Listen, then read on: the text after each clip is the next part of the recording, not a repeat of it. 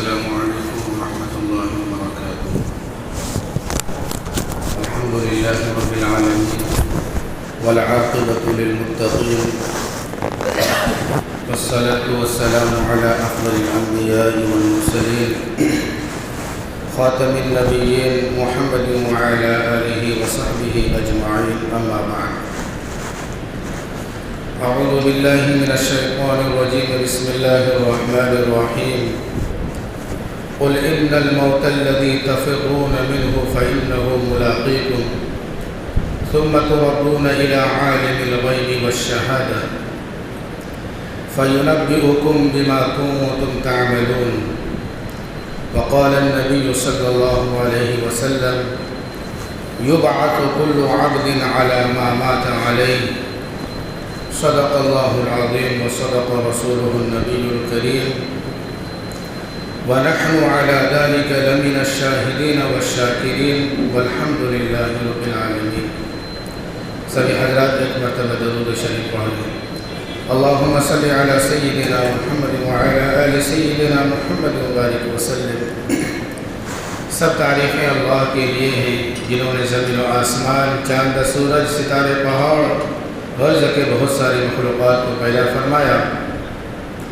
اور اسی طریقے سے درود و سلام ہو آقا مدنی محمد عربی صلی اللہ علیہ وسلم کی ذات گرامی پر، جن کا اس امت کے اوپر بڑی قربانیاں اور ان کا بڑا احسان رہا ہے.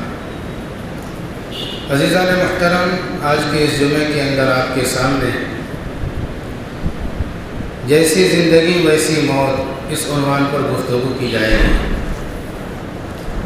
انسان جیسی زندگی گزارے گا ویسی ہی اس کی موت آئے گی. عزیزان گرامی، اس سے قبل یہ بات سماعت فرما لیں. قرآن مجید کے اندر اللہ رب العزت نے بیان فرمایا: قل ان الموت الذي تفرون منه فإنه ملاقيكم ثم تردون إلى عالم الغيب والشهادة. کہ اے پیغمبر صلی اللہ علیہ وسلم، آپ لوگوں میں یہ اعلان کر دیجیے، آپ لوگوں سے یہ کہہ دیجئے کہ جس موت سے وہ نفرت کرتے ہیں، جس موت سے وہ بھاگنا چاہتے ہیں، بھاگتے ہیں، وہ موت اسے ہر حال میں آ کر پکڑ لے گی. ثم تردون إلى عالم الغیب والشہادہ، پھر اس کو لوٹا کر لے جائے گی عالم الغیب والشہادہ کے پاس. اس ذات کے سامنے لا کر اس کی موت اس کو لا کر کھڑا کر دے گی. اس ذات کے سامنے وہ کھڑا ہو جائے گا جو غیب کو بھی جاننے والا ہے اور پوشیدہ غیب کو اور ظاہر دونوں کو جاننے والا ہے. پھر آگے اللہ نے بیان فرمایا ہے: فَيُنَبِّئُكُم بِمَا كُنتُمْ تَعْمَلُونَ. اور آپ لوگوں میں یہ بھی کہہ دو کہ جو بھی تم دنیا کے اندر کیے تھے، جو بھی اعمال کیے تھے، وہ سب کے سب اعمال سے تم کو کل قیامت کے دن باخبر کر دیا جائے گا. اور حدیث پاک کے اندر آقا مدنی محمد عربی صلی اللہ علیہ وسلم نے بیان فرمایا: یبعث کل عبد علی ما مات علیہ. بندہ اسی حالت پر اٹھایا جائے گا جس حالت پر بندہ مرا ہے. ہماری موت جیسی ہوگی، ہماری جو ہے آخری حالت میں ہماری جیسی بھی گزرے گی، ہم جو ہے قیامت کے دن جب قبروں سے نکلیں گے تو اسی حالت میں اٹھائے جائیں گے. ایمان کی حالت میں اگر ہم مرے ہیں تو ایمان کی حالت میں اٹھیں گے. کفر کی حالت میں کوئی مرا ہوگا تو کفر کی حالت میں اٹھے گا. جو جس کیفیت میں مرے گا اسی کیفیت کے ساتھ وہ کل قیامت کے دن اپنی قبروں سے اٹھایا جائے گا. میرے بھائیوں اور بزرگوں، حافظ ابن قیم رحمۃ اللہ علیہ بہت بڑے محدث ہیں. وہ بیان فرماتے ہیں کہ جب انسان مرنے کے قریب ہوتا ہے تو وہ اس بات کا سب سے زیادہ محتاج رہتا ہے کہ وہ بکثرت اللہ کو یاد کرے، اللہ کا ذکر کرے، کلمہ لا الہ الا اللہ اس کی زبان پر آئے. وہ مرنے والا انسان تمنا کرتا ہے اس بات کا. اگر وہ انسان زندگی بھر ایمان اور اسلام پر قائم رہا، ایمانی زندگی گزارا، اسلامی زندگی گزارا، تو اس کے لیے آخری وقت میں یہ محتاجگی کم ہوگی اور اس کو اللہ کی ذات سے امید ہے کہ کلمہ بھی نصیب ہوگا اور ذکر و اذکار بھی آخری وقت میں اس کو نصیب ہوگا. اور جو آدمی بالکل ہی نافرمانیوں کی زندگی گزارے، معصیتوں کی زندگی گزارے اور اسی طریقے سے ذکر و اذکار، تلاوت اور دین و شریعت کا پاس و لحاظ نہ رکھ کر زندگی گزارے، ویسا انسان بھی اگر مرتے وقت تمنا کرے گا تو آسان نہیں ہے کہ اس کی زبان پر کلمہ آ جائے، آسان نہیں ہے کہ اس کی زبان پر ذکر آ جائے۔ کیوں؟ جیسی زندگی گزرے گی آخری وقت میں وہی کیفیات ہماری زبان کے اوپر جاری اور ساری ہوگی۔ اس لیے میرے بھائی اور بزرگوں، انسان اچھے سے اچھا اعمال زندگی میں اپنی عمر میں اپنی اوقات میں کرتا رہے گا تو آخری وقت میں جو ہے اس کی زبان پر کلمہ بھی جاری ہوگا۔ ورنہ زندگی بھر اگر دنیا ہی کا بول بالا رہا، دنیا ہی کا چرچا رہا، دنیا کی چیزوں کا چرچا رہا، دنیا کی چیزوں کا جو ہے ہم پرچار کرتے رہے تو یہی چیزیں ہماری زبان پر آخری وقت میں بھی آئیں گی۔ حافظ ابن قیم رحمۃ اللہ علیہ بڑے پائے کے محدث ہیں، وہ اپنی کتاب میں لکھتے ہیں اور وہ بیان فرماتے ہیں کہ ایک جگہ کا واقعہ ہے کہ ایک جگہ پر جو ہے ایک آدمی جو ہے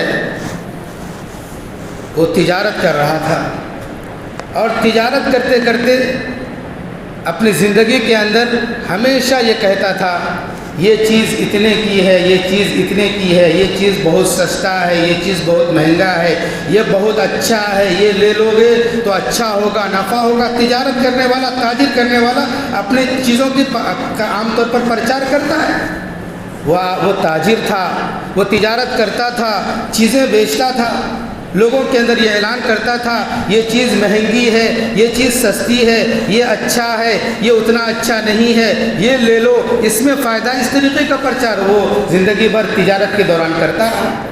جب اس کی موت کا وقت آیا، حافظ ابن قیم رحمۃ اللہ علیہ بیان فرماتے ہیں، جب اس کی موت کا وقت قریب آیا تو لوگوں نے چاہا کہ اس کی زبان سے کلمہ جاری ہونا چاہیے، اس کو کلمے کی تلقین کرنے لگے۔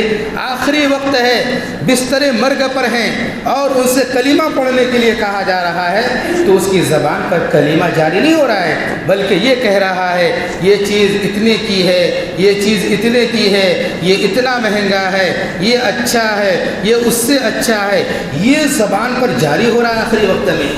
کلمہ پڑھنے کے لیے کہا جا رہا ہے، کلمہ زبان سے نہیں نکل رہا ہے، اور یہ چیزیں زبان سے نکل رہی۔ کیوں؟ پوری زندگی دنیا کے سامان بیچنے خریدنے کا پرچار کرتا رہا، زبان سے جاری کرتا رہا، اتنا جاری کیا کہ دل کے اندر وہ جملے پیوست ہو گئے، اور آخر وقت میں کلمہ پڑھنے کے لیے کہا جا رہا ہے تو کلمہ نہیں نکل رہا ہے، وہی پرچار نکل رہا ہے، یہ چیز اتنے کی ہے، یہ چیز اتنے کی ہے، یہ چیز اتنے کی ہے۔ یہی کہتے کہتے وہ تاجر دنیا سے چلا گیا۔ میرے بھائی اور بزرگوں، زندگیوں کے اندر اگر ہم بکثرت کلمہ لا الہ الا اللہ محمد الرسول اللہ کا ورد رکھیں گے، دنیا کی اور چیزوں کا پرچار کرنے سے زیادہ کلمے کا ورد رکھیں گے، درود شریف کا ورد رکھیں گے، اللہ کا ورد رکھیں گے، تو استغفار کا ورد رکھیں گے، یہ چیزیں ایسی ہیں کہ زیادہ سے زیادہ اگر یہ ہماری زبانوں سے جاری رہا، دل کے اندر یہ پیوست ہو جائے گا، آخری وقت میں یہی جملے ہماری زبانوں پر جاری ہوں گے۔ بہرحال انہوں نے بیان فرمایا کہ یہ تاجر موت کے وقت یہی کہتے کہتے دنیا سے چلا گیا۔ ایسے ہی ایک واقعے کو اور علامہ ابن القیم رحمۃ اللہ علیہ نے بیان فرمایا کہ ایک آدمی تھا، وہ گانے کا بڑا شوقین تھا، جہاں جاتا تھا جدھر گزرتا تھا بس تن تناتن کہتا تھا، گانے کے الفاظ اپنی زبانوں پر جاری کرتا تھا، میوزک کے الفاظ اپنی زبانوں پر جاری کرتا تھا۔ علامہ ابن قیم نے یہ جملہ بھی بیان فرمایا، تن تناتن وہ اپنی زبان پر کہتا تھا، زندگی بھر گانے سنتا تھا، گانے کی میوزک کی نقل کرتا تھا، اور یہ پوری زندگی ایسے ہی انہوں نے گزارا۔ جب آخری وقت اس کا بھی آیا، لوگوں نے چاہا کہ اس کو کلمہ نصیب ہو جائے، لیکن پوری زندگی اس نے گانا سنا، لیکن پوری زندگی اس نے میوزک کو نقل مارا، اور یہی اس کی زبانوں دل کے اندر بیٹھ گیا۔ آخری وقت میں جب ان سے کہا جا رہا ہے کہ کلمہ پڑھ لیجیے، کلمے کا ان کو تلقین کیا جا رہا ہے، لا الہ الا اللہ محمد رسول اللہ اس کے سامنے پڑھا جا رہا ہے، اسے کہا جا رہا ہے، لیکن وہ پڑھنے کے لیے تیار نہیں، وہ صرف تن تناتن اپنی زبانوں سے جاری کر رہا ہے۔ یہی الفاظ، وہی گانے جو سنتے تھے، جو میوزک سنتے تھے، اسی کو رٹا مار رہا ہے۔ آخری وقت میں بستر مرگ پر ہیں، وہی زبان پر نکل رہا ہے۔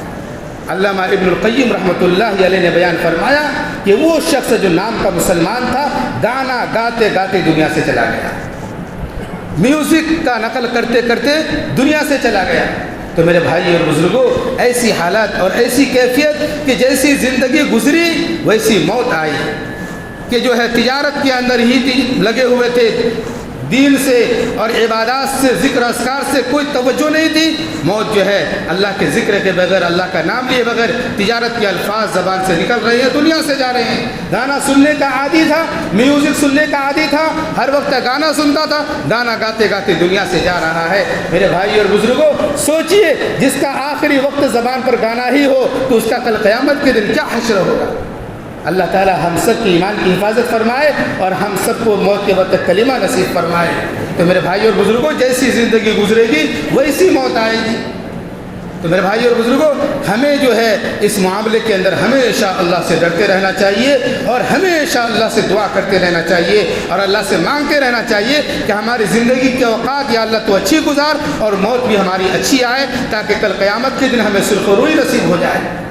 میرے بھائی اور بزرگوں، محدثین کے اندر امام مسلم رحمۃ اللہ علیہ بہت بڑے وہ جو ہے کتاب اور صحیح مسلم کے مرتب اور مصنف ہیں۔ امام مسلم رحمۃ اللہ علیہ بڑے پائے کے محدث ہے، وہ حدیثوں کے اندر بے شمار ان کو استغراق تھا اور بے شمار حدیثوں کے وہ جاننے والے تھے، اور جو ہے اللہ کے رسول صلی اللہ علیہ وسلم کی بہت ساری حدیثوں کو جو انہوں نے سنا ان کو ایک کتاب کی شکل میں انہوں نے دی ہے، جس کو صحیح مسلم کہا جاتا ہے۔ بخاری شریف کے بعد حدیث کی کتابوں کے اندر جس کتاب کا زیادہ جو ہے شور ہے اور جس کتاب کو زیادہ ترجیح دی جاتی ہے بخاری شریف کے بعد، وہ صحیح مسلم ہے۔ صحیح مسلم کو انہوں نے مرتب کیا۔ میرے بھائی اور بزرگ، پوری زندگی انہوں نے حدیث پڑھائی، حدیث لوگوں کو سنایا، حدیث سمجھایا، یہی ان کی زندگی کا مشغلہ رہا اور ایسے ہی وہ زندگی گزارتے رہے۔ ایک وقت ایسا آیا کہ جو ہے وہ حدیث پڑھ رہے تھے کہ ایک صاحب آئے اور انہوں نے آ کر کہا کہ فلاں حدیث میں جاننا چاہتا ہوں، کیا اس حدیث کا علم آپ کے پاس ہے؟ انہوں نے فرمایا کہ کون سی حدیث؟ پڑھ کر سنایا، اور پڑھ کر سنانے کے بعد، سننے کے بعد حضرت نے فرمایا، امام مسلم رحمۃ اللہ علیہ نے فرمایا ہے، اس حدیث کو تو میں نے اپنی کتاب میں بھی لکھا ہے، جو کتاب میں نے لکھی ہے اس کے اندر یہ حدیث بھی ہے جس حدیث کا تم تذکرہ کر رہے ہو۔ اور وہ تلاش کرنے لگے کہ اتنے میں ان کے گھر کی اہلیہ ان کے پاس آئی اور ان کی اہلیہ نے کہا کہ کسی نے آپ کو ہدیہ بھیجا ہے اور وہ ہدیہ کچھ کھجوریں ہیں، آپ کے پاس کھجوریں بھیجی ہیں۔ چنانچہ انہوں نے فرمایا کہ ٹھیک ہے، کھجور بھی سامنے لا کر رکھ دو۔ حضرت کے سامنے کھجور بھی لا کر رکھ دیا گیا۔ حضرت کھجور بھی چبا رہے ہیں، کھا رہے ہیں، اور ادھر حدیث کو بھی تلاش کر رہے ہیں۔ جس حدیث کا تلاش کرنے کے لیے وہ شخص آیا تھا، وہ حدیث مانگ رہا تھا کہ وہ حدیث کہاں ہے، کیسے الفاظ میں ہے، ذرا ہمیں دیجیے۔ تو امام مسلم رحمۃ اللہ علیہ اس حدیث کو اپنی کتاب میں لکھتے تھے، اور آپ پلٹ رہے ہیں، تلاش کر رہے ہیں، اور جو ہے حدیث کو تلاش کر رہے ہیں۔ ادھر کھجور بھی کھا رہے، ادھر حدیث بھی تلاش کر رہے ہیں۔ اتنا استغراق تھا ان کو احادیث کے اندر۔ تلاش کرتے کرتے امام مسلم رحمۃ اللہ علیہ نے وہ حدیث نکال لی، اور حدیث نکالنے کے بعد اس آدمی کے سامنے بیان فرمایا کہ وہ حدیث جس کے بارے میں تم مجھ سے سوال کرے، وہ حدیث یہ ہے، وہ اس طرح ہے۔ وہ حدیث نکال کر ان کے سامنے رکھ دیا اور ان کے سامنے حدیث شریف پڑھ دیا۔ پڑھنے کے بعد ابھی وہ شخص مطمئن ہو کر گیا ہی تھا کہ حضرت ابھی کتاب کھول کر ہی بیٹھے ہوئے ہیں، حدیث کے الفاظ ان کے آنکھوں کے نظروں کے سامنے ہیں، کہ موت کے فرشتے آئے اور ان کی روح کو قبض کر لیا۔ کتاب کھلی ہوئی ہے، مطالعے میں تھے، کتاب دیکھتے دیکھتے ان کی موت آ گئی۔ پوری زندگی امام مسلم رحمۃ اللہ علیہ حدیث کے اندر پڑے ہوئے تھے، پڑھنے کے اندر، پڑھانے کے اندر، سمجھنے کے اندر، سمجھانے کے اندر جو پوری زندگی گزرے، آخری وقت ان کا کیسا گزرا؟ حدیث پڑھ کر سنا رہے ہیں، حدیث سمجھا رہے ہیں اور پڑھ رہے ہیں، اور ان کی موت آ رہی ہے۔ تو میرے بھائی اور بزرگوں، کتنا بڑا مقام مرتبہ ہوگا جو حدیث سمجھاتے سمجھاتے دنیا سے چلا جائے، جو حدیث پڑھاتے پڑھاتے دنیا سے چلا جائے، جو حدیث پڑھتے پڑھتے دنیا سے چلا جائے، کتنا بڑا مقام و مرتبہ ہوگا۔ تو میرے بھائی اور بزرگوں، یہ امام مسلم رحمۃ اللہ علیہ کا واقعہ ہے جو حدیث پڑھتے پڑھتے انہوں نے زندگی گزاری۔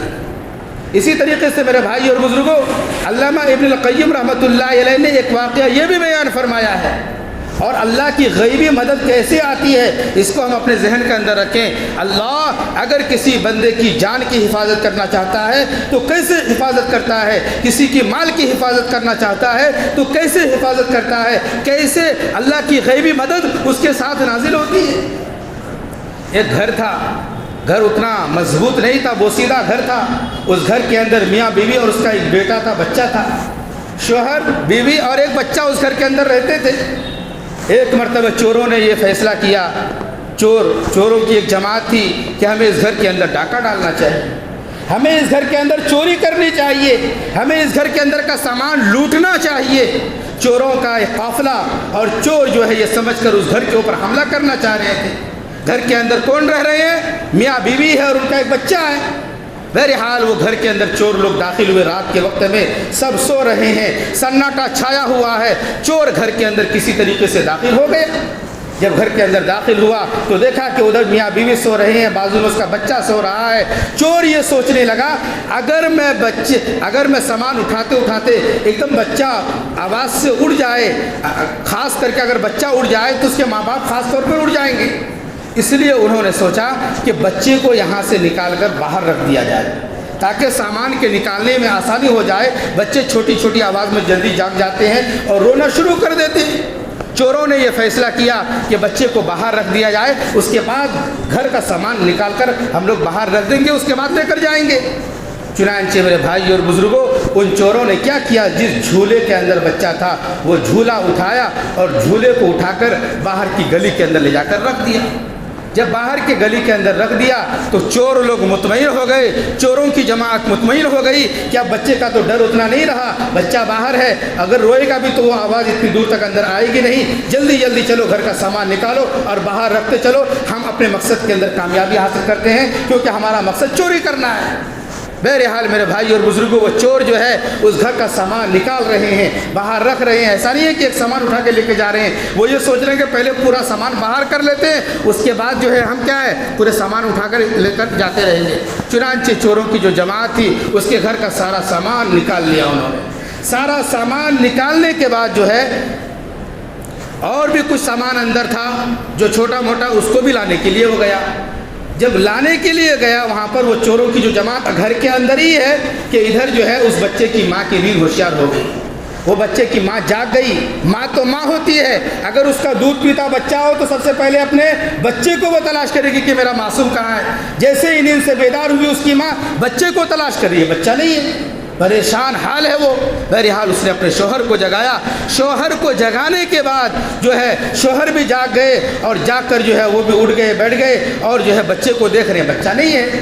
چور گھر کے اندر کسی کونے میں چھپے ہوئے ہیں، ان کے ہوشیار ہونے کی خبر ان کو ہو گئی چوروں کو، وہ چھپے ہوئے ہیں اندر کسی کونے کے اندر گھر کے اندر، اور یہ میاں بیوی جو ہے سامان کی وہ فکر میں، کسی چیز کی فکر میں، وہ بچے کو تلاش کر رہے ہیں کہ آخر میرا بچہ ہمارے ساتھ میں تھا، آخر وہ ہے کہاں۔ چنانچہ ٹینشن میں اٹھے، سراسیمگی کا عالم تھا اور اسی طریقے سے حیرانی کا عالم تھا کہ آخر بچہ کہاں چلا گیا۔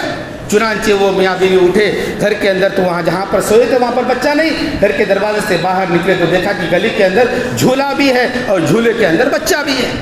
جب جھولے کے اندر بچہ بھی ہے تو پریشان ہو گئے اور پھر دوسری طرف نظر دوڑائی تو سامان کا ڈھیر لگا ہوا ہے، اتنا سارا سامان یہاں رکھا ہوا ہے اور گھر کا سامان رکھا ہوا ہے۔ ایک تو بچے کو کس نے لا کر باہر رکھا، یہ گھر کا سامان لا کر کس نے باہر رکھا۔ اسی حیرانی کے اندر، اسی جو ہے پریشانی کے اندر وہ مبتلا تھے۔ یہ سوچ رہے تھے کہ آخر یہ سامان باہر کیسے نکلا اور یہ بچے کو باہر کس نے نکالا۔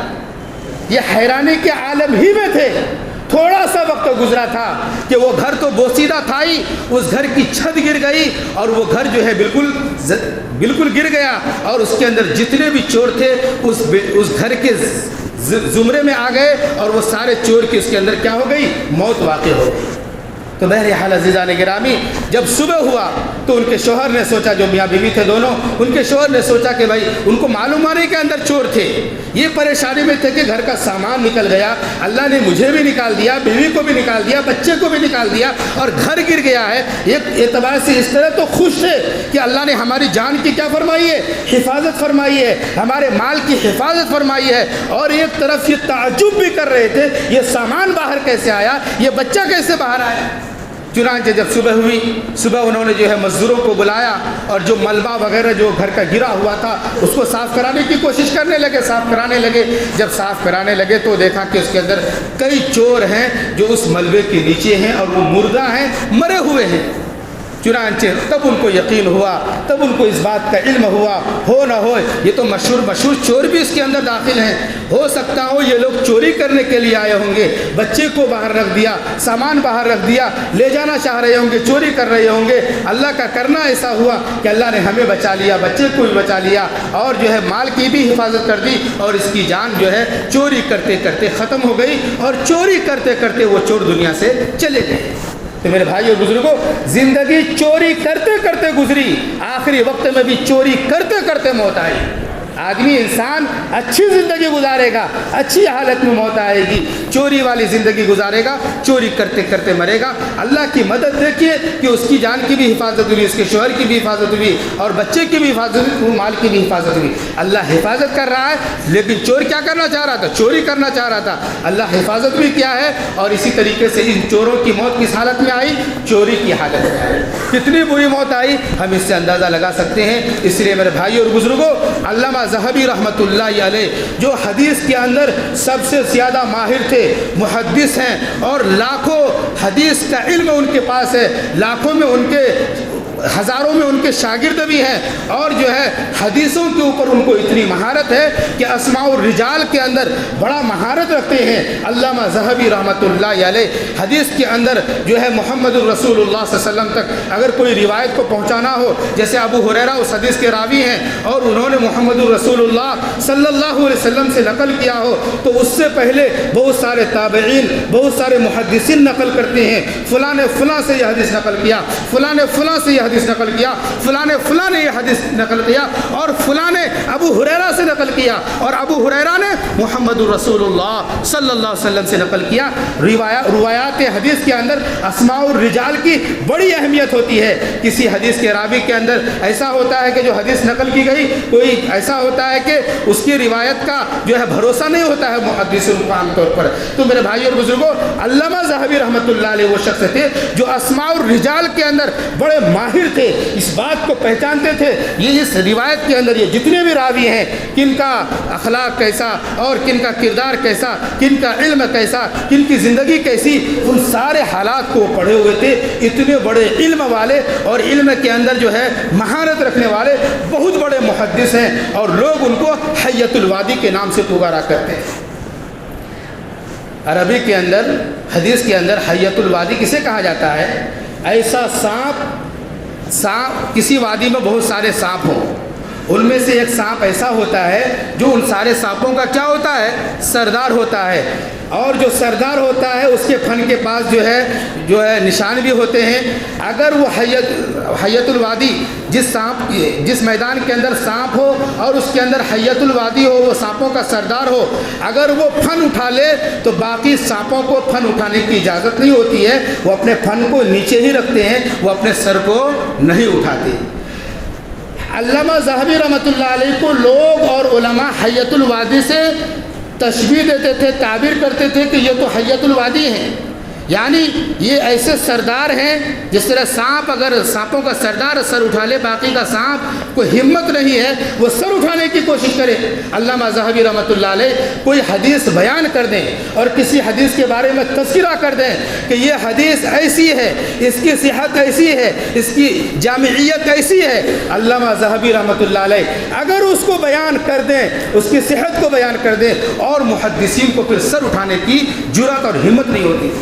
اتنے بڑے پائے کے محدث تھے، اور عبادت کرنے کی وجہ سے، ذکر کرنے کی وجہ سے، اللہ کو یاد کرنے کی وجہ سے علامہ ذہبی رحمۃ اللہ علیہ کے چہرے پر بڑا نور تھا، اور اسی طریقے سے جو ہے ان کے چہرے پر ایک بڑا جلال تھا۔ لوگ ہیبت کھاتے تھے ان سے جلدی ملنے میں یا کچھ سوال پوچھنے میں ہیبت کھاتے تھے، ایک روب ان کے چہرے کے اوپر چھایا ہوا تھا۔ بہرحال علامہ ذہبی رحمۃ اللہ علیہ کا آخری وقت آیا، پوری زندگی انہوں نے حدیث پڑھائی، حدیث سمجھائی، اسماء الرجال اور روایات حدیث کی ہندی کی چندی کر کے امت کو انہوں نے پیغام دیا، امت کو انہوں نے سمجھایا، اور امت کو انہوں نے جو ہے دین کا صحیح پیغام اور صحیح درس دیا۔ جب ان کا آخری وقت آیا، بستر مرگ پر لیٹے ہوئے ہیں، اور جب لیٹے ہوئے ہیں تو جو ہے بات نہیں کر رہی ہیں، شاگردوں نے سوچا کہ جو ہے حضرت کے سامنے حضرت کو کلمے کی تلقین کی جائے، لیکن جو ہے شاگرد ڈرنے لگے کہ کیسے تلقین کریں. ان کے چہروں پر ایک رعب تھا, ایک اثر تھا. کہیں ہم کلمے کی تلقین کرنے لگے, کہیں ہمیں ڈانٹ نہ دے, ایک رعب تھا ان کا. تو میرے ہر شاگرد ڈرنے لگے اور یہ بھی سوچنے لگے کہیں ہم حدیث پڑھتے پڑھتے کوئی جملہ اگر ہم غلط بول دیں تو حضرت غصے میں آ کے بہت زیادہ ڈانٹنے لگ جائیں گے. چنانچہ جو ہے ان کے جو ہزاروں میں شاگرد موجود ہیں, لیکن جو ہے ان کے سامنے جو ہے کلمے کی تلقین کرنا چاہ رہے ہیں, لیکن کلمے کی تلقین کرنے کی ہمت نہیں ہو رہی ہے. شاگرد کہنے لگے, آپس میں انہوں نے مشورہ کیا, ایسا کیا جائے جس حدیث کے اندر یہ بیان کیا گیا ہے من کان آخر کلامہ لا الہ الا اللہ دخل الجنہ, جس کا آخری کلام لا الہ الا اللہ ہوگا وہ جنت کے اندر داخل ہوگا, وہ روایت کو ہم پڑھنا شروع کر دیں. شاگرد انداز میں روایت کو حضرت کے سامنے پڑھنا شروع کر دیں. اگر کوئی غلطی آ جائے تو حضرت سے کہہ دیں گے جو ہے اس کے اندر ہم آپ کو سبق سنا رہے تھے, پڑھ رہے تھے, کوئی غلطی ہو گئی, آپ بتا دیے, اس میں کوئی بڑی بات, ہم کو آپ کو تلقین کہاں کر رہے تھے. اس انداز میں ہم تلقین کریں. ان کے شاگردوں نے یہ مشورہ کیا. بہرحال سارے شاگرد وہ حدیث بیان کر رہے ہیں من کان آخر کلامہ لا الہ الا اللہ دخل الجنہ, اور اس حدیث کے بیان کرنے والے محمد الرسول اللہ, اور اس حدیث کو روایت کرنے والے حضرت ابو ہریرہ رضی اللہ تعالیٰ عنہ. تو شاگرد ان کے سامنے حدیث پڑھ رہے ہیں, لیکن یہ حدیث نہیں پڑھ پا رہے ہیں. شاگرد ان کے سامنے حدیث پڑھ رہے ہیں, فلاں نے فلاں سے روایت کیا, فلاں نے فلاں سے روایت کیا, فلاں نے فلاں سے روایت کیا, اور ابو ہریرہ تک آتے ہیں اور نبی کا نام لے لیتے ہیں, حدیث بیان نہیں کرتے ہیں. ابو ہریرہ پر آ کر رک جاتے ہیں کہ ابو ہریرہ سے یہ حدیث مروی ہے. حضرت یہ پورے جملے جو ان کے شاگرد پڑھ رہے تھے بستر مرگ کے اندر ہیں اور جو ہے آنکھ بند ہے, سن رہے ہیں. اچانک ان کی آنکھ کھلی. آنکھ کھلنے کے بعد جو ہے انہوں نے جو ہے اپنے شاگردوں کو کہا کہ تم یہ حدیث بیان کرتے کرتے ابو ہریرہ کے اوپر آ کر رک گئے ہو, سنو یہ حدیث اس طرح ہے, میں بیان کرتا ہوں, غور سے سنو. اس حدیث شروع سے لے کر آیا اسماء الرجال کے اندر, ماہر تو فلاں نے فلاں سے, فلاں نے فلاں سے, فلاں نے فلاں سے, فلاں نے فلاں سے, اور میں علامہ ذہبی میں نے فلاں سے, اور فلاں نے فلاں نے فلاں سے, اور فلاں فلاں ہوتے ہوتے ابو ہریرہ پر آئے. اور انہوں نے کہا کہ انہوں نے ابو ہریرہ نے محمد عربی صلی اللہ علیہ وسلم سے روایت کی ہے, اور نبی کریم صلی اللہ علیہ وسلم کی بات کو بیان فرمایا, اور کہا ابو ہریرہ نے کہ نبی نے یہ فرمایا من کان آخر کلامہ لا الہ الا اللہ دخل الجنہ, کہ جس کا آخری کلمہ لا الہ الا اللہ ہوگا وہ جنت میں داخل ہوگا. علامہ ذہبی آخری وقت میں یہ حدیث کو بیان کیے, من کان آخر کلامہ لا الہ الا اللہ دخل الجنہ. یہ جملہ جیسے ہی انہوں نے بولا ان کی روح پرواز کر گئی اور وہ دنیا سے چلے گئے. کتنی پیاری موت, کتنی اچھی موت آئی کہ زندگی بھر اسماء و رجال کے اندر مہارت رکھتے تھے, لوگوں کو سمجھاتے تھے, حدیث پڑھاتے تھے, حدیث سکھاتے تھے. شاگرد کلمے کی تلقین کرنے کے لیے بیٹھے تو لیکن پوری حدیث بیان نہیں کر پا رہے ہیں.